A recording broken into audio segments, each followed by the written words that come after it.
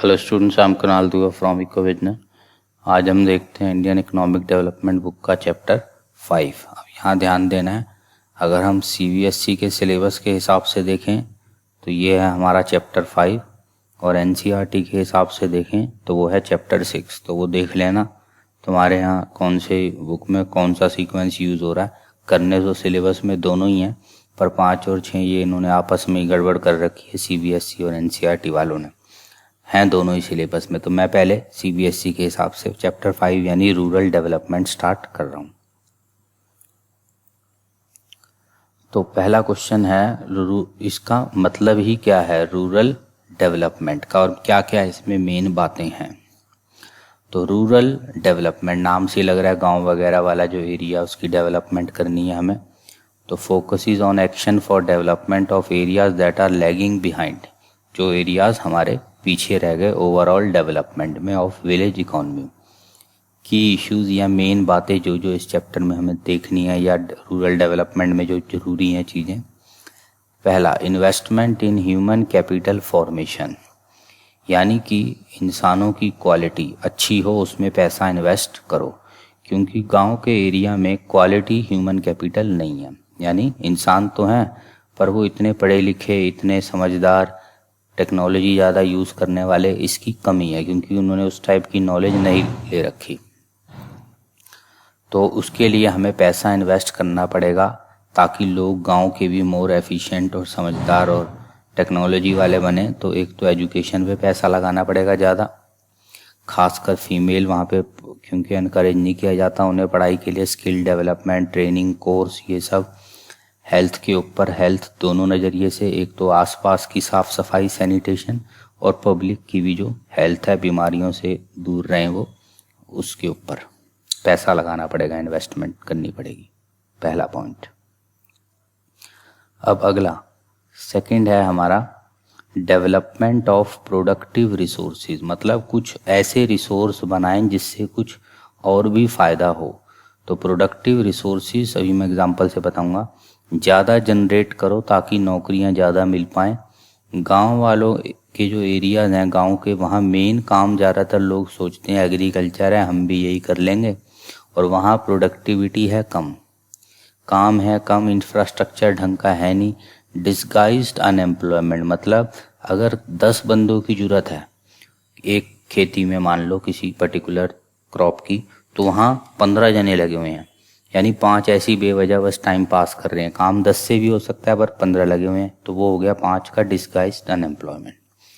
तो हमें गांव के इलाकों में कुछ और ऑक्यूपेशन के भी ऑल्टरनेटिव्स ढूंढने हैं।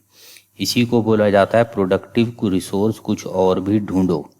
जैसे मान लो खेती बाड़ी तो वो कर ही रही हैं, पर साथ साथ उनको सिखा दिया हमने फूड प्रोसेसिंग, वही मिल्क से कैसे घी बनाना है और प्रोडक्ट्स बनाने हैं, फिशरी रिलेटेड काम, poultry, leather, wool.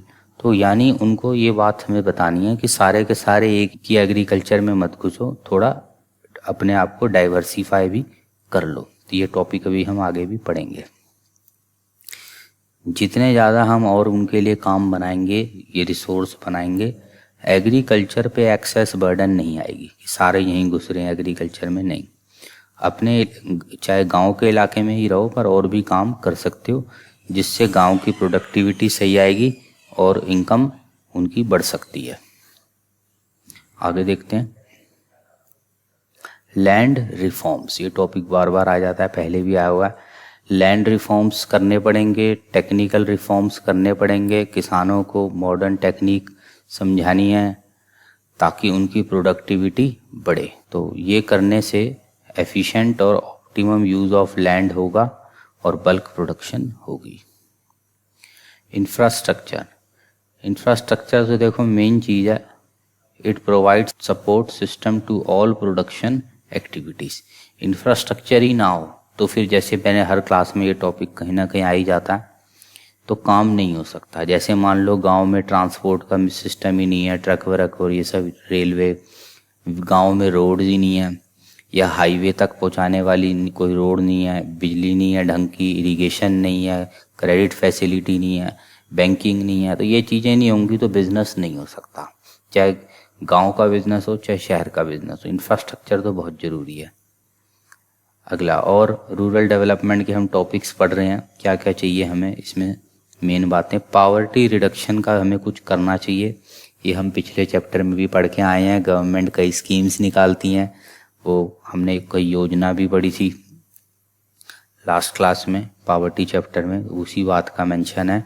Special measures should be taken, government को कुछ खास मेजर लेने चाहिए गांव वालों की कंडीशन सुधारने के लिए, उनको नौकरियां देनी चाहिए, मनरेगा वगैरह ऐसे ऑप्शन हम लास्ट क्लास में कर चुके हैं 3 डायमेंशनल अप्रोच के अंदर। अब इसको याद रखने का क्या शॉर्ट फॉर्म है, तो लिपिड वर्ड एक बना दिया हमने, एल हो गया लैंड रिफॉर्म, आई इंफ्रास्ट्रक्चर, पी पावर्टी वाले ये मेजर्स, आई इन्वेस्टमेंट बढ़ाओ, D development of productive resources यानी और एरियाज में उन्हें फिट करो। आगे देखते हैं, नीड फॉर रूरल डेवलपमेंट, क्यों गांव की ज़रूरत है हमें डेवलप करने की। तो पहला, क्योंकि कुछ टाइम से हम देख रहे हैं एग्रीकल्चर का शेयर जो है वो कम होता जा रहा है, एग्रीकल्चर की जो कंट्रीब्यूशन है जीडीपी में वो कम हो रही है। पॉपुलेशन जो उसमें इन्वॉल्व है वो तो उतनी है, उसकी परसेंटेज उतनी है, पर जो जीडीपी में उसकी तरफ से कंट्रीब्यूशन आ रही है वो कम है। इसका मतलब एग्रीकल्चर अच्छा परफॉर्म नहीं कर रहा। Decrease in growth rate of agriculture, वही मिलता जुलता अगला पॉइंट है कि हमारी जो ग्रोथ रेट थी पहले ज़्यादा थी वो अब बहुत कम हो गई है, 3% के आसपास हो गई है, पहले से कम है। Third, decline in public investment, मतलब जो गवर्नमेंट इन्वेस्टमेंट कर रही थी एग्रीकल्चर में पुराने टाइम में बहुत करी थी गवर्नमेंट ने, पर 91 के बाद से कोई खास नहीं करी इन्वेस्टमेंट। इनएडुकेट इंफ्रास्ट्रक्चर, अभी पिछले पेज पे भी बताया था कि गांव का इंफ्रास्ट्रक्चर ढंग का नहीं है, उनके पास और कोई ऑल्टरनेटिव एम्प्लॉयमेंट अपॉर्चुनिटीज़ नहीं है ढंग की, ना वहाँ पे इंडस्ट्रियाँ ढंग की है, ना सर्विस सेक्टर है गांव में, यानी कि वो कहीं और एब्जॉर्ब भी नहीं हो पा रहे कि किसी इंडस्ट्री या किसी और सर्विस सेक्टर में नौकरी मिल जाए, वो बैठे हुए हैं सिर्फ एग्रीकल्चर के भरोसे ही। और जो नौकरियां हैं वहाँ पे कैजुअलाइजेशन है, मतलब परमानेंट काम नहीं है, जुगाड़ू काम, टेम्पररी काम ही मिलता है उनको। तो इस चक्कर में गांव की डेवलपमेंट, वहाँ के लोगों की डेवलपमेंट नहीं हो पाती। फोर्थ, डिस्ट्रेस, मतलब बहुत टेंशन है फार्मर्स के अंदर, और वो हमने न्यूज़ वगैरह अगर तुमने देखी हो तो बहुत सुसाइड वगैरह भी करते रहते हैं गांव के किसान हमारे। तो इसीलिए हमें लगा कि हमें एग्रीकल्चर या रूरल डेवलपमेंट पे फोकस करना पड़ेगा। थर्ड, इम्पोर्टेंस ऑफ क्रेडिट, तो देखो क्रेडिट तो हर, चाहे रूरल डेवलपमेंट हो या अर्बन डेवलपमेंट हो, आम बिजनेसमैन छोटा बड़ा सबको क्रेडिट तो चाहिए ही चाहिए। पर्टिकुलर क्योंकि रूरल डेवलपमेंट चैप्टर है तो गांव से रिलेटेड बातें ही हम पढ़ेंगे। तो देखो, growth of rural economy depends upon infusion of capital. Infusion मतलब कोई फ्रेश कैपिटल आती रहे। तो देखो, बात सिर्फ गांव की नहीं है, मैंने पहले ही बोला कोई भी काम हो जब तक फ्रेश पैसा इन्वेस्टमेंट तुम उसमें नहीं करोगे टाइम टू टाइम, तब तक ग्रोथ नहीं होगी, हायर प्रोडक्टिविटी नहीं आएगी। तो यही पॉइंट पहला लिखा है कि भाई क्रेडिट बहुत ज़रूरी है, time to time new capital. और अपनी जेब से कोई हमेशा इतने पैसे तो होते नहीं हर एक की जेब में हर वक्त रेडी, तो क्रेडिट तो हमें टाइम टू टाइम लेना पड़ता ही है, तभी हमारी डेवलपमेंट हो पाती है, चाहे गांव का हो चाहे कोई एरिया हो। और दूसरा जो गांव की पर्टिकुलर बात है, जेस्टेशन पीरियड जो है, यानी कि आज उसने बीज बोए किसान ने, और उसके बाद जब वो बीज से क्रॉप निकलेगा, बिकेगा, फिर कैश आएगा, उसके बीच में बहुत टाइम पीरियड लग जाएगा, कई महीने लग जाएंगे। तो तब तक किसान को खर्चा तो करना है, सीड्स खरीद के लाएगा, फर्टिलाइज़र लाएगा, और फैमिली के भी और भी खर्चे हैं उसके, चाहे वो शादी वादी का है या और कुछ सेरेमनी है, तो खर्चे तो चालू रहते हैं, इनकम तो बाद में आएगी एक साथ जब फसल तैयार होगी। तो उस टाइम पीरियड के जो वो गैप है उसे बोलते हैं जेस्टेशन पीरियड। तो वो जो टाइम है वो काफ़ी महीने हैं, और तब तक उसको क्रेडिट के भरोसे रहना पड़ता है। फिर जब उसकी फसल बिक जाएगी तो वो अपना उधार चुका पाता है। तो क्रेडिट किसान के लिए बहुत ज़रूरी है। अब अगला आता है सोर्सेज ऑफ रूरल क्रेडिट, मतलब वो क्रेडिट कहाँ से लेता है, लोन कहाँ से लेता है किसान। एक नॉन इंस्टीट्यूशनल, एक इंस्टीट्यूशनल। नाम से लग रहा है इंस्टीट्यूशन से लेगा, यहाँ इंस्टीट्यूशन से नहीं लेगा, कहीं और से जुगाड़ करेगा वो अपने आस पड़ोस से। तो पहले नॉन इंस्टीट्यूशनल देख लेते हैं, मतलब किसी बड़े इंस्टीट्यूशन से नहीं ले रहा, आसपास से। तो पहला मनी लैंडर्स, लैंडलॉर्ड्स, ये जो यानी उसके आसपास जो अमीर लोग रहते हैं गांव में, ये ज़्यादातर क्रेडिट प्रोवाइड करते हैं, पर ये उनकी मजबूरी का फ़ायदा उठाते हैं और कई मेल प्रैक्टिस या धोखाधड़ी वाले काम करते हैं, अकाउंट्स में फ्रॉड का काम करते हैं, हाई इंटरेस्ट लेते हैं, गलत साइन करवा लेते हैं कागज़ों पे। लोन दिया, मान लो 1 लाख का, साइन करा लिए 1.5 लाख पे। तो कुछ ना कुछ ऐसे फ्रॉडी काम ये लोग करते हैं किसानों के साथ, तो वो धोखा हो जाता है किसानों के साथ। दूसरा, ट्रेडर एंड कमीशन एजेंट्स से लोन लेते हैं हमारे गांव के किसान। ये लोन तो दे देते हैं एग्रीकल्चरिस्ट को, बट इनकी शर्त ये होती है कि जो फसल तैयार होगी वो यही खरीदेंगे, और वो भी रेट अपना लगवा लेते हैं बहुत कम। यानी ये भी एक टाइप से किसान को फ्रॉड करते हैं या किसान को बेवकूफ़ बनाते हैं और अपनी मोटी कमीशन खा जाते हैं बीच में। तो पहले वाले में भी किसान के साथ फ्रॉड होता है, दूसरे वाले में भी। तीसरा, रिश्तेदारों से लोन लेता है किसान अपने, ज़्यादातर इंटरेस्ट फ्री होता है और रीपेमेंट भी इजी होता है। पर रिश्तेदार भी कौन सा कोई बहुत अमीर होते हैं इनके, ऐसा नहीं होता। रिश्तेदारों के पास भी लिमिटेड पैसा होता है। तो ये ज़्यादातर मनी लेंडर, तो इनके चक्कर में ही किसान फंस जाता है। अब आगे देखते हैं इंस्टीट्यूशनल सोर्सेज, मतलब कोई बड़ी बड़ी इंस्टीट्यूशन से लोन ले किसान। तो वो कौन कौन सी हैं? तो फर्स्ट है हमारा कोऑपरेटिव क्रेडिट सोसाइटीज। कोऑपरेटिव, अभी इस वर्ड आगे 2-4 स्लाइड बाद आएगा तो मैं डिटेल बता दूंगा क्या होती हैं ये सोसाइटी। यहाँ पे सबसे सस्ते रेटों पे किसान को लोन मिल जाता है, और इसके आने के बाद किसान मनी लेंडर्स के चुंगल से बच गए, क्योंकि वो उन्हें बहुत लूट लेते थे high interest rate. Second, land development banks. ये बैंक्स भी किसानों को लोन देते हैं और मॉर्टगेज ऑफ देयर लैंड्स, यानी गिरवी ज़मीन रखवा के उनको इम्प्रूवमेंट के लिए, टेक्नोलॉजी खरीदने के लिए, ट्रैक्टर खरीदने के लिए, ये सब पर्पस के लिए लोन देते हैं। कमर्शियल बैंक्स, अब कईयों को डाउट हो सकता है land development bank, commercial bank. तो देखो, कमर्शियल बैंक तो हो गए जैसे हमारे आसपास हैं, ICICI, HDFC, जितने भी हैं ये सब, यानी यहाँ पैसे जमा भी करा सकते हैं, लोन भी ले सकते हैं। पर जो लैंड डेवलपमेंट बैंक्स होते हैं, यहाँ पे सिर्फ पैसे, लोन ही मिलते हैं। यहाँ ऐसे नहीं है cheque book facility, ATM card मिल रहा है हमें, ये सब इसमें नहीं होता, ये कमर्शियल बैंक्स में होता है। तो ये फ़र्क है, लोन दोनों देते हैं। तो कमर्शियल बैंक्स भी हमें लोन देते हैं, पर इनका जो स्टार्टिंग में रोल था वो बहुत कम रहा, गांव में ज़्यादा इन्होंने काम नहीं किया इन बैंक्स ने। पर नेशनलाइजेशन ऑफ बैंक्स, यानी गवर्नमेंट ने जब ये बैंक 1969 में काफ़ी टेक ओवर कर लिए थे, तब इन बैंकों ने, क्योंकि गवर्नमेंट के अंडर आ गए थे, फाइनेंशियल सपोर्ट देना शुरू कर दिया फार्मर्स को। पहले ये नहीं देते थे, डरते थे, पर जब गवर्नमेंट ने इन पे कंट्रोल करा तो ये लोन देने लग गए। और रीजनल रूरल बैंक्स, रीजनल मतलब छोटे छोटे रीजन्स में जो छोटे छोटे बैंक्स हैं, ये एक टाइप से सप्लीमेंट या सपोर्ट करते हैं कमर्शियल बैंक्स की तरह, और लोन प्रोवाइड कर देते हैं छोटे छोटे किसानों को, या ये एग्रीकल्चर लेबर्स या छोटे मोटे artisans. Fifth, government.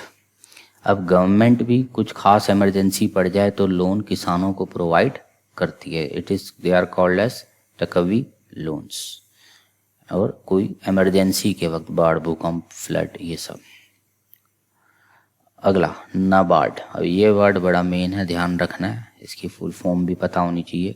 National bank for agricultural and rural development, 1982 में बना था। एपेक्स का मतलब होता है सबसे बड़ा। जो सारी गांव की ये एक्टिविटीज़, जो जो इंस्टीट्यूशंस हैं, जो जो इसमें इन्वॉल्व हैं रूरल फाइनेंसिंग सिस्टम में, गांव के फाइनेंसिंग सिस्टम में, उनका हेड है ये नाबार्ड। तो क्रेडिट रूरल एरियाज में प्रीमियर या मेन एजेंसी है। स्पेशलाइज्ड बैंक है एग्रीकल्चर एंड गांव की डेवलपमेंट, सारी फंक्शनिंग यही संभालता है जो रूरल क्रेडिट यानी गांव के इलाकों में क्रेडिट देती हैं, जैसे ऊपर वाली ये सब इंस्टीट्यूशंस, इनको नाबार्ड ही संभालता है कि पता चले ये छोटे छोटे बैंक की कोई नया फ्रॉड कर रहे हैं तो नाबार्ड इनको देखता। अगला self help groups. Self help group मतलब नाम से लग रहा है सेल्फ हेल्प, अपनी मदद खुद कर सकते हैं। ये टॉपिक पहले भी आया था, मैं फिर दोबारा बता देता हूँ।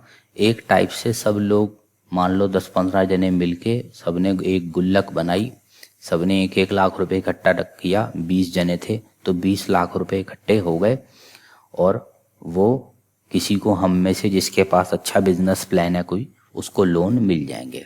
तो मिलजुल के हमने अपना काम चला लिया और जब बिजनेस सेट हो जाएगा, अच्छा चल जाएगा तो सबके पैसे वापस आ जाएंगे। 1-1 लाख डाले थे प्लस कुछ इंटरेस्ट भी मिल जाएगा सबको। तो इन्होंने एक टाइप से गैप कवर कर दिया फॉर्मल सिस्टम, यानी बैंक्स वगैरह का जो फॉर्मल सिस्टम था वो इतना बैंक गाँव में काम नहीं करता था, तो कमी रह गई थी लोनों की। फॉर्मल क्रेडिट डिलीवरी मैकेनिज्म यानी जो ये बैंकों का ICICI और ये सब हैं, ये इनएडुकेट है, ये पूरा लोन नहीं दे पाते गांव वगैरह में जितना चाहिए, तो कमी रह जाती है। और ये लोग मांगते हैं कुछ सेफ्टी, कोलैटरल, सिक्योरिटी, डॉक्यूमेंट्स, ये सब। और गांव के लोग हैं बहुत ज़्यादा और इनके पास फंड्स होते हैं कम, तो ये गांव को संभाल नहीं पा रहे थे। जो फॉर्मल बैंकिंग सिस्टम है वो नहीं संभाल पा रहा था, तो सबने सोचा हम अपने गुल्लक खुद ही बना लेते हैं, सेल्फ हेल्प ग्रुप बना लेते हैं अपने और आपस में मदद कर लेंगे। तो ये जो सेल्फ हेल्प ग्रुप थे ये प्रमोट थ्रिफ्ट मतलब बचत करो, गुल्लक में डालो, सब छोटी छोटी, ईच मेंबर पैसे डालेगा इस गुल्लक में। फ्रॉम द पूल्ड मनी, जो गुल्लक बनी, क्रेडिट देंगे हम जो बहुत ज़रूरतमंद बंदा है, अच्छे जिसके पास प्लान है, और फिर वो इजीली लौटा देगा इसको। इसको बोलते हैं माइक्रो क्रेडिट प्रोग्राम्स। ये वर्ड 1 मार्कर के लिए ध्यान रखना, माइक्रो क्रेडिट सेल्फ हेल्प वाले को। और इससे वुमेन को भी एम्पावरमेंट मिली, कई लोन्स मिले, कईयों ने अच्छे बिजनेस भी खोले। फिर 4th question, features of rural banking system. गाँव का जो बैंकिंग सिस्टम है उसके कुछ फीचर्स।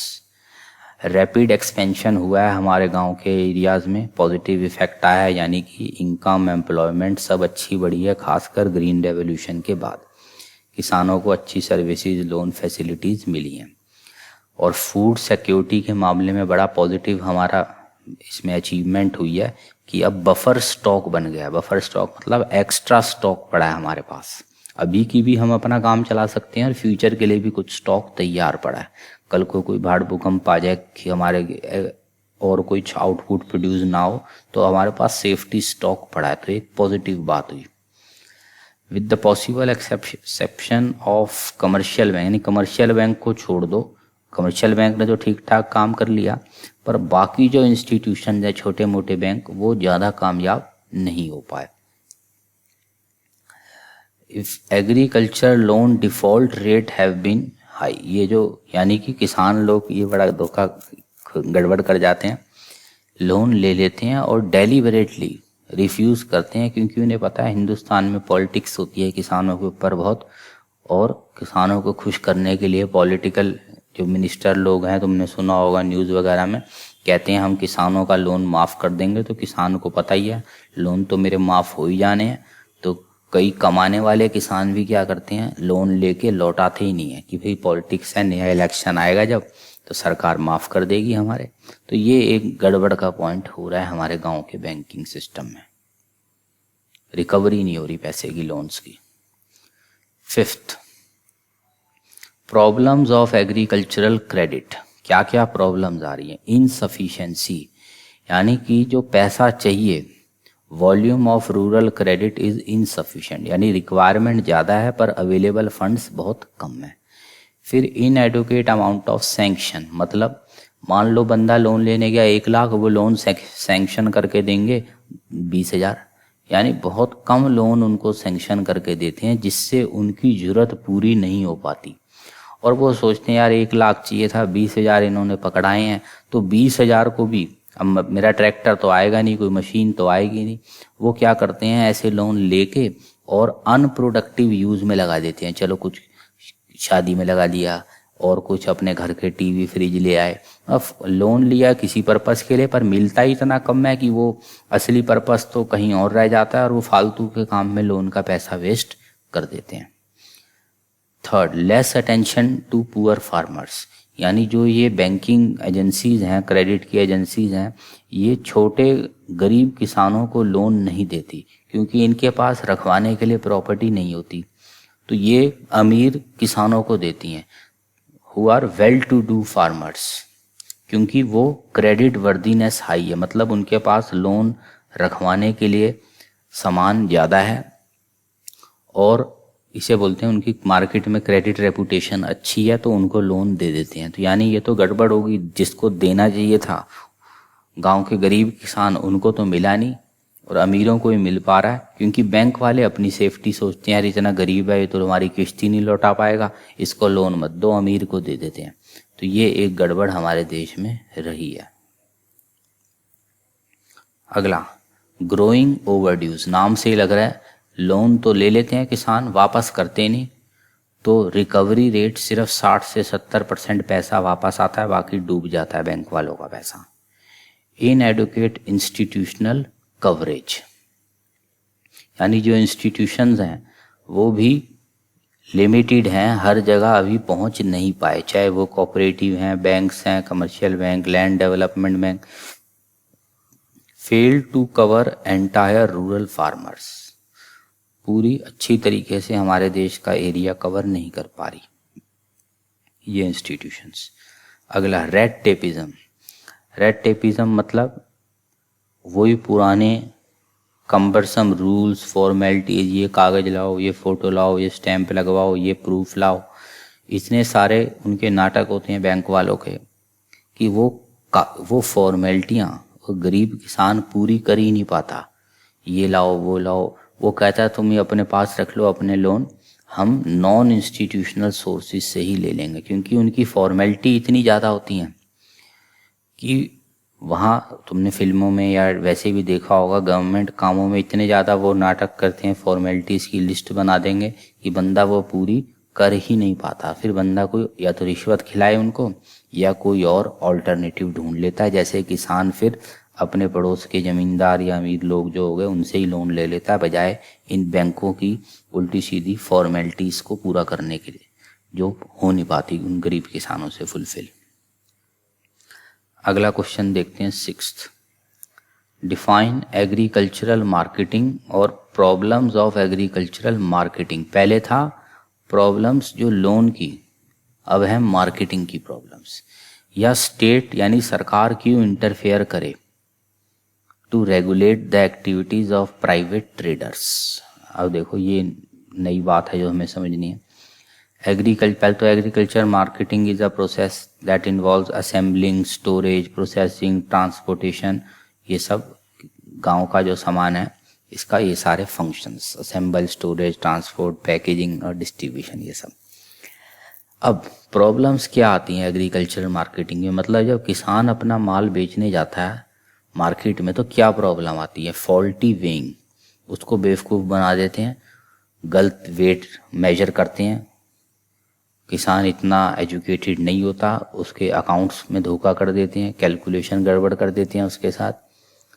तो क्योंकि इतना एजुकेटेड नहीं है, वो समझ नहीं पाता कैलकुलेशन और कैसे वेट कर रहे हैं उसके माल का, तो उसको वहाँ ट्रेडर्स लोग जो होते हैं प्राइवेट, वो बेवकूफ़ बना देते हैं, या एजेंट्स जो मार्केट में बैठे होते हैं, होलसेलर्स। अगला, लैक ऑफ इंफॉर्मेशन। अब फिर वही बात है, क्योंकि इतना एजुकेटेड नहीं है, उसके पास इंफॉर्मेशन ही नहीं होती कि मेरे जो क्रॉप है, गेहूं, चावल, आटा, जो भी उसका प्रोडक्ट है, उसके क्या रेट चल रहे हैं, और उसको लो प्राइस पे एजेंट लोग उससे माल खरीद जाते हैं। लैक ऑफ स्टोरेज, उसके पास क्योंकि ज़्यादा कोल्ड स्टोरेज, गोडाउन फैसिलिटीज़ ये सब नहीं होती, तो वो जल्दबाजी में कभी मेरा माल ख़राब ना हो जाए, किसी एजेंट के हाथ फंस जाता है और वो एजेंट उससे सस्ते रेटों में माल खरीद लेता है, और अभी भी 10% माल तो उसके बावजूद भी किसान का वेस्ट हो जाता है स्टोरेज ना मिलने के कारण। इसीलिए सरकार को बीच में आना पड़ा कि भाई किसान का ये लॉस हो रहा है अलग अलग तरीक़ों से। टू मैनी इंटरमीडियरीज या मिडलमैन या एजेंट, फार्मर से लेके हम आम पब्लिक तक गेहूँ जो पहुँचता है बीच में कई एजेंट्स होते हैं। किसान बेचता है आगे किसी अपने गांव के एजेंट को, वो आगे होलसेलर, वो रिटेलर, तो कई लोगों के माल हाथों से गुजर के हमारे पास आता है। हर बंदा बीच में बहुत कमीशन खा जाता है, यानी किसान को मिलता है बहुत कम प्राइस और कस्टमर जो पे कर रहा है वो है बहुत हाई प्राइस। किसान को इतना पैसा नहीं मिल पा रहा हमारे देश में, ये एक प्रॉब्लम है। सेवंथ, जिसके लिए गवर्नमेंट को इंटरफेयर करना पड़ा बीच में। सेवंथ क्वेश्चन, कैसे गवर्नमेंट ने इम्प्रूव करा एग्रीकल्चरल मार्केटिंग को? पहला, गवर्नमेंट ने मार्केट पे अपना कंट्रोल जमाया, ज़्यादा ठीक किया। रेगुलेशन ऑफ मार्केट, अपने कानून चलाए, धमकाया वहाँ पे जितने ये एजेंट्स बैठ रखे हैं कि ऑर्डरली और ट्रांसपेरेंट तरीके से काम होगा। गवर्नमेंट नज़र रखेगी जितने भी ये फ्रॉड करने वाले, मेल प्रैक्टिसेस करने वाले एजेंट और मिडलमैन बैठे हैं, सब पे सरकार नज़र रखेगी, मार्केट में कोई फ्रॉड ना हो।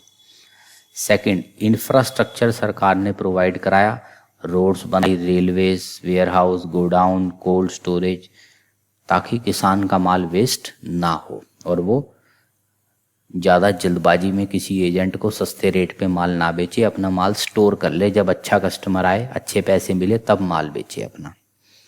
तीसरा, कोऑपरेटिव मार्केटिंग। कोऑपरेटिव मार्केटिंग में नाम से लग रहा है कोऑपरेटिव, यानी कोऑपरेट करके सबने मिल के आपस में कोई एक ऑर्गेनाइजेशन खोली और मिल के मार्केटिंग करी। जैसे सबसे बेस्ट एग्जांपल है अमूल का, गुजरात में एक कोऑपरेटिव सोसाइटी है जिन्होंने सब किसानों ने मिलजुल के आपस में एक होके एक ऑर्गेनाइजेशन अपनी बनाई और वो ही फिर सारा मिल्क गुजरात में इकट्ठा करके वहाँ पे और फिर मार्केटिंग करते हैं उसकी। क्योंकि छोटा छोटा अगर हर बंदा अलग अलग अपने ट्रक टेम्पू को लेके मार्केट जाए, सबकी कॉस्ट ज़्यादा आती है। एक सारे मिलजुल के एक कोऑपरेटिव बना लो और फिर वो ही सारा का सारा काम हैंडल करे, तो उसमें रिजल्ट कॉस्टिंग सही हो जाती है। अभी कोऑपरेटिव का अगले पेज पे भी और डिटेल आएगी। तो गवर्नमेंट ने कोऑपरेटिव्स को एनकरेज करा कि आपस में मिलजुल के एसोसिएशन बनाओ ताकि कॉस्टिंग सबकी कम हो जाए। और क्या गवर्नमेंट ने मदद करी? कुछ पॉलिसीज़ बनाई, जैसे मिनिमम सपोर्ट प्राइस।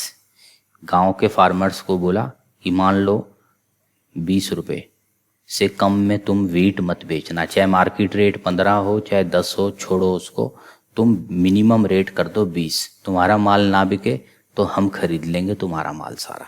तो इससे किसानों को थोड़ा अच्छे रेट मिले और कुछ उनकी कॉस्ट रिकवर हो पाई। फिर गवर्नमेंट ने बफर स्टॉक भी बनाना शुरू किया, यानी यही जो जितना माल बच जाता है किसानों का, गवर्नमेंट खरीद के अपने पास स्टॉक बना लेती है। फूड कॉरपोरेशन ऑफ इंडिया सारा स्टॉक खरीद लेता है। तो ये डबल फायदा हो गया, एक तो देश के पास सेफ्टी का स्टॉक बन गया गेहूं चावल का, और दूसरा किसान का सारा माल भी बिक गया, तो किसान को भी पैसे मिल गए। फिर अगला, distribution of food grains. Ration की दुकानों से सरकार इस माल को सस्ते रेटों पे गांव वालों को ही बेच देती है, तो ये भी पब्लिक को एक फ़ायदा मिल गया, भाई बेसिक खाना सस्ते रेटों पे मिल रहा है, आटा दाल चावल हमें। इन सब पॉलिसीज़ ने किसानों की इनकम को एक सेफ कर दिया कि भाई उसका माल बिक जाएगा और कुछ गरीब लोगों को ये फूड का जो स्टॉक है वो भी सस्ते रेटों पे मिल जाता है राशन की दुकानों से। अगला, अब ये डिटेल आ गई, जैसे मैंने पहले कहा था कोऑपरेटिव। तो कोऑपरेटिव एक ऑटोनॉमस, मतलब अपने आप सबने मिलजुल के एसोसिएशन करके एक बना ली, जहाँ पे कुछ अपने कॉमन इंटरेस्ट या कॉमन मकसद हैं। जैसे मैंने बताया 50 किसान, 50 ये अमूल का एग्जाम्पल बताया कि कई छोटे छोटे जो गांव के किसान हो गए या जिन्होंने ये गाय भैंसे पोल्ट्री का काम कर रखा है, ये इकट्ठे हो गए। तो ऐसे कई कोऑपरेटिव्स हैं यहाँ पे लोग इकट्ठा होकर एक अपनी एसोसिएशन बना लेते हैं। तो क्या रोल है इनका? सबसे पहला, क्रेडिट। सारे मिलजुल के पैसा इकट्ठा कर लेते हैं और मनी लेंडर्स की अब जरूरत नहीं पड़ती गांव वालों को लोन लेने के लिए। वो इन्हीं कोऑपरेटिव जो सबने ज्वाइन होकर बनाई है एसोसिएशन, वहीं से लोन मिल जाते हैं। तो ये कहानी ख़त्म हो गई, जो वो हाई इंटरेस्ट देना मनी लेंडर को, वो ख़त्म हो गई। कोऑपरेटिव से सस्ता इंटरेस्ट पे लोन मिल जाता है। Second, agricultural progress. Cooperative societies ने गांव वालों का अच्छा प्रोग्रेस कर दिया, उनकी लाइफ इम्प्रूव कर दी। Link between government and agriculturist, उनको अच्छे फर्टिलाइज़र वगैरह, सीड्स, ये सब गवर्नमेंट से लेके इन किसानों तक डायरेक्टली पहुंचाए गए। तो गांव का लोगों का, किसानों का अच्छा बेनिफिट हो गया। बेटर फैसिलिटीज़, इन्हीं कोऑपरेटिव ने सस्ता ट्रांसपोर्टेशन करवा दिया, स्टोरेज फैसिलिटीज़ दिलवा दी गांव के लोगों को। तो ये अच्छा सिस्टम हो गया। इकोनॉमिक ग्रोथ, ग्रोथ में देश की इकॉनमी अच्छी हो गई, क्योंकि सबको अच्छी नौकरियां मिल रही हैं, अच्छी कमाई हो रही है, गुड्स टाइम पे आ रहे हैं, मिल रहे हैं सबको, देश में ग्रोथ हो रही है। इससे ये थ्योरी वाली बातें होगी थोड़ी। अगला, पहला था कोऑपरेटिव क्रेडिट सोसाइटी, अब है ऐसी मिलजुल के सब मार्केटिंग के लिए भी सोसाइटी बना सकते हैं। जैसे पहले था सारे किसान मिलजुल के आपस में कोई एसोसिएशन बना ली, क्रेडिट दे लिया, काम कर लिया। ऐसी मिलजुल के आपस में ये लोग मार्केटिंग स्ट्रेटजीज भी बनाने के लिए कि भाई हमारा प्रोडक्ट अच्छी तरीके से मार्केट में बिक जाए, उसके लिए भी एसोसिएशन कर लेते हैं। तो डेफिनेशन वही है। तो यहाँ पे क्या होता है, increases bargaining strength of farmers. क्योंकि मान लो एक गांव में मान लो 10 किसान थे, 1 2 3 4 5, सब अलग अलग किसी एजेंट को माल बेचते हैं। तो एजेंट क्या कर सकता है, इनके साथ फ्रॉड कर सकता है। भाई ये तो मुझे सस्ता दे रहा है, तू सस्ता दे, वो इसको कह सकता है वो सस्ता दे रहा है। अगर ये सारे मिल जाएं और फिक्स कर दें भाई 100 रुपये किलो से कम हम रेट नहीं देंगे किसी को भी, तो यानी इनकी बार्गेनिंग स्ट्रेंथ बढ़ गई, क्योंकि अभी इकट्ठे होकर कोऑपरेटिव बन गए हैं। तो इससे इनकी बार्गेनिंग स्ट्रेंथ बढ़ती है और ये अपने पैसे पूरे ले सकते हैं प्रोडक्ट के, क्योंकि एक ही जना है बेचने वाला। अलग अलग बेचेंगे, आपस में कॉम्पीट करेंगे तो रेट गिर जाएंगे इनके। एलिमिनेशन ऑफ मिडलमैन, एजेंट बीच में कोई नहीं है। अब कोऑपरेटिव डायरेक्ट, इनकी सबने मिलजुल के ही तो कोऑपरेटिव बनाया है, तो डायरेक्ट माल उठाया और सीधा अल्टीमेट कंज्यूमर को बेचा। तो वो जो उनकी कमीशनें थी मिडलमैन की, वो सब सेव हो गई। जैसे ये एक बढ़िया एग्जांपल है, national agriculture cooperative marketing federation of India, NAFED. Delhi में अगर देखो तो आश्रम पे इनकी बिल्डिंग भी बहुत बड़ी सी नज़र तुम्हें आ जाएगी। प्रोविजन ऑफ क्रेडिट, नाम से लग रहा है ये भी क्रेडिट वगैरह कभी किसान को चाहिए हो तो दिलवा देते हैं। अगला, easy and cheap transport facility करा देते हैं मिलजुल के। स्टोरेज की ये भी फैसिलिटी करा देते हैं, तो कोई डेंजर नहीं माल खराब होने का। ग्रेडिंग स्टैंडर्डाइजेशन, यानी कि जैसे मोटा चावल, लंबा चावल, छोटा चावल, टूटा चावल, ऐसे अलग अलग होते हैं ना स्टैंडर्ड्स के चावल।